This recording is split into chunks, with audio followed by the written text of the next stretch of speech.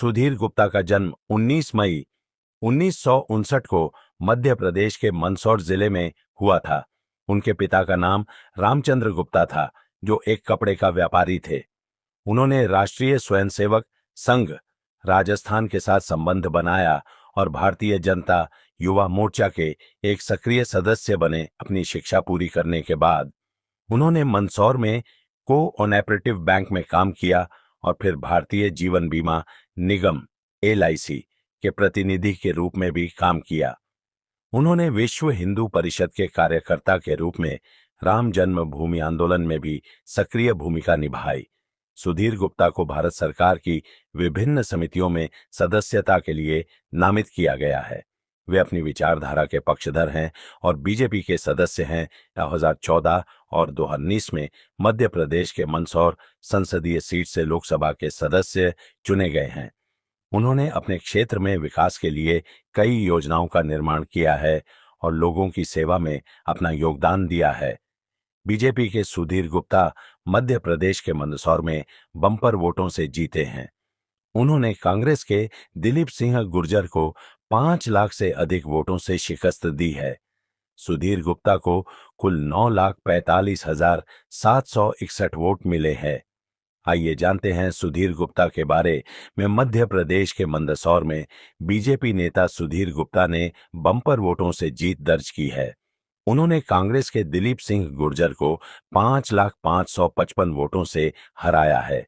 इस चुनाव में सुधीर गुप्ता को 9,45,761 वोट मिले हैं, जबकि दिलीप सिंह गुर्जर ने 4,45,000 वोट मिले हैं, 106 वोट हासिल किए हैं। वहीं इस सीट पर बसपा के कन्हैयालाल मालवीय भी 10,512 वोट हासिल करने में सफल रहे हैं और नोटा को भी 11,000 से अधिक वोट पड़े हैं। मंदसौर में सुधीर गुप्ता ने जीत की हैट्रिक लगाई है। इससे पहले 2014 और 2019 में भी उन्होंने ही यहां से जीत दर्ज की थी। साल 2019 में हुए लोकसभा चुनाव में सुधीर गुप्ता 3,76,000 वोटों से जीते थे। उन्होंने कांग्रेस की मीनाक्षी नटराजन को हराया था। इस चुनाव में सुधीर गुप्ता को जहां 9,45,761 वोट मिले थे, तो वहीं मीनाक्षी नटराजन को 4,71,000 वोट मिले थे। इसके अलावा साल 2014 के लोकसभा चुनावों की बात करें तो सुधीर गुप्ता ने तब भी मीनाक्षी नटराजन को ही हराया था। उस समय उन्हें 6,98,000 वोट मिले थे, जबकि मीनाक्षी को 3,94,000 वोट मिले थे। अगर सुधीर गुप्ता के राजनीतिक करियर की बात करें तो विश्व हिंदू परिषद के एक कार्यकर्ता के रूप में उन्होंने राम जन्मभूमि आंदोलन में भाग लिया था और इसको लेकर उत्तर प्रदेश के इटावा जिले में गिरफ्तार भी हुए थे। वो राष्ट्रीय स्वयंसेवक संघ से भी जुड़े हैं और भारतीय जनता युवा मोर्चा के सक्रिय सदस्य भी थे। यही से उनके राजनीतिक करियर को दिशा मिली और आज वो एक जाने माने के तौर पर जाने जाते हैं। सुधीर गुप्ता का जन्म और पालन पोषण मंदसौर में ही हुआ था। उनके पिता रामचंद्र गुप्ता कपड़ा व्यापारी थे। उन्होंने विक्रम विश्वविद्यालय से AIM.com किया है और अपनी शिक्षा पूरी करने के बाद उन्होंने मंदसौर में ही सहकारी बैंक में काम करना शुरू कर दिया था। इसके अलावा उन्होंने भारतीय जीवन बीमा निगम यानी LIC के प्रतिनिधि के रूप में भी काम किया है। इतना ही नहीं, वो अखिल भारतीय वैश्य महासम्मेलन, chamber of commerce, Mandsaur judo परिषद और भारत विकास परिषद से भी जुड़े रहे हैं और साथ ही उन्होंने सरस्वती शिशु मंदिर के प्रशासक के रूप में भी काम किया है। 64 वर्षीय सुधीर गुप्ता की निजी जिंदगी की बात करें तो उनकी पत्नी का नाम साधना गुप्ता है, जिनसे उन्हें एक बेटा है।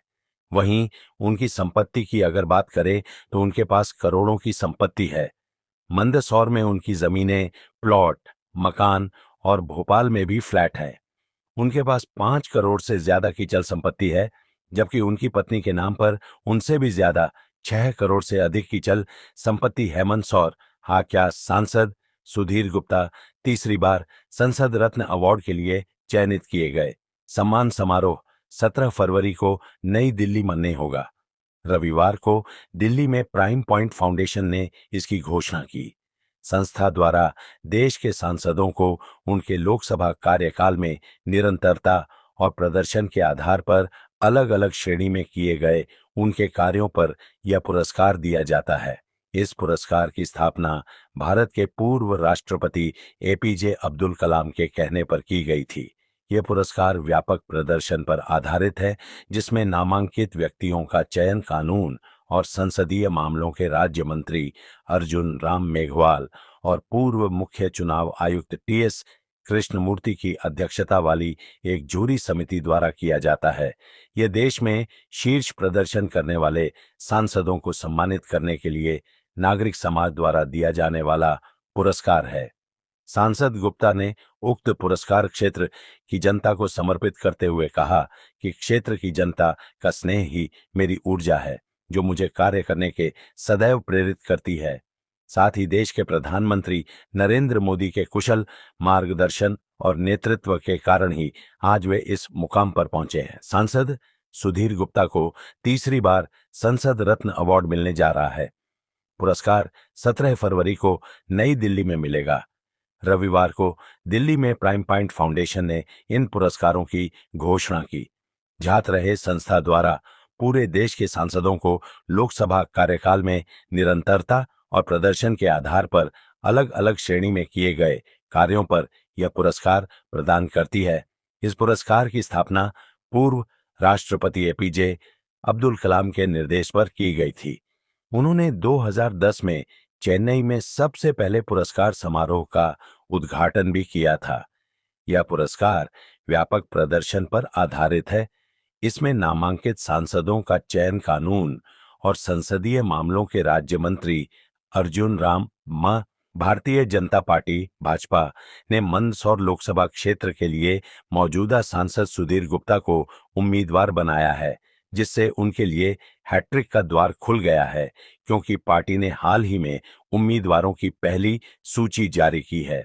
उनका जन्म और पालन पोषण मध्य प्रदेश के मंदसौर में हुआ और वे अपने शुरुआती दिनों से ही राष्ट्रीय स्वयंसेवक संघ आरएसएस के सक्रिय सदस्य थे। अपनी पढ़ाई पूरी करने के बाद उन्होंने भारतीय जीवन बीमा निगम में और फिर विश्व हिंदू परिषद में एक कार्यालय कार्यकर्ता के रूप में काम किया। वे राम जन्मभूमि आंदोलन में सक्रिय प्रतिभागियों में से एक थे। 2021 में भाजपा सांसद ने बॉलीवुड अभिनेता आमिर खान के खिलाफ अपनी विवादास्पद टिप्पणी से सुर्खियां बटोरी।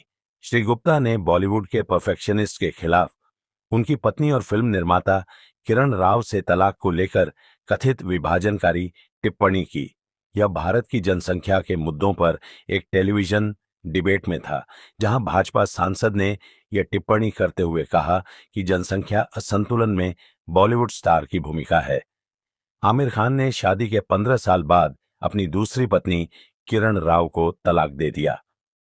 आमिर खान के बारे में बोलते हुए श्री गुप्ता ने कहा, भारतीय परिप्रेक्ष्य से बात करें तो लोगों के नायक आमिर खान बॉलीवुड स्टार हैं, जिनकी पहली पत्नी रीना बच्चों के साथ और किरण राव एक बच्चे के साथ इधर उधर भटकने के लिए छोड़ दी गई हैं, जो बेफिक्र हैं और उन्होंने तीसरी पत्नी की तलाश शुरू कर दी है।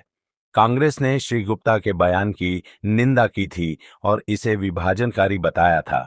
हालांकि 2014 में पहली बार चुने गए श्री सुधीर गुप्ता ने कांग्रेस के तत्कालीन सांसद को हराकर 3 लाख से अधिक मतों से जीत हासिल की। हालांकि यह सीट भाजपा के गढ़ों में से एक है, लेकिन 2009 के आम चुनाव में कांग्रेस ने जीत हासिल की थी। पिछले एक दशक में इस निर्वाचन क्षेत्र में भगवा पार्टी का वोट शेयर काफी बढ़ा है। मंदसौर के लिए सांसद के तीसरे नामांकन के साथ श्री गुप्ता ने हैट्रिक टर्म हासिल करने के लिए अभियान शुरू कर दिया है। वीडियो में उन्होंने यह भी बताया कि कैसे आमिर खान ने अपनी पहली और दूसरी दोनों पत्नियों रीना दत्ता और किरण राव को 15 साल की शादी के बाद तलाक दे दिया। उन्होंने यह भी कहा कि आमिर खान को पैसे की चिंता नहीं है, क्योंकि उन्होंने रीना दत्ता के साथ अपनी पहली शादी बिना किसी पूर्व छात्र विवाद के तोड़ दी थी। केआरके ने कहा कि आमिर ने अपनी पहली पत्नी को तलाक देने का दोष भी अपने ऊपर ले लिया और आगे कहा कि इस बार भी उन्होंने किरण के साथ मामले को सौहार्दपूर्ण तरीके से सुलझा लिया होगा, क्योंकि उनके पास पैसे की कोई कमी नहीं है। आमिर खान और किरण राव ने 3 जुलाई को फिल्म इंडस्ट्री को चौंका दिया जब उन्होंने अपने अलग होने की घोषणा की। एक संयुक्त बयान में उन्होंने कहा कि वे अपने जीवन में एक नया अध्याय शुरू करने के लिए तैयार हैं और उम्मीद करते हैं कि हर कोई इस तलाक को अंत के रूप में नहीं, बल्कि एक नई यात्रा की शुरुआत के रूप में देखेगा। बयान में कहा गया है, इन 15 खूबसूरत वर्षों में हमने जीवन भर के अनुभव, खुशी और हंसी साझा की है और हमारा रिश्ता विश्वास, सम्मान और प्यार में बढ़ता ही गया है। अब हम अपने जीवन में एक नया अध्याय शुरू करना चाहते हैं। अब पति पत्नी के रूप में नहीं, बल्कि एक दूसरे के लिए सह माता पिता और परिवार के रूप में।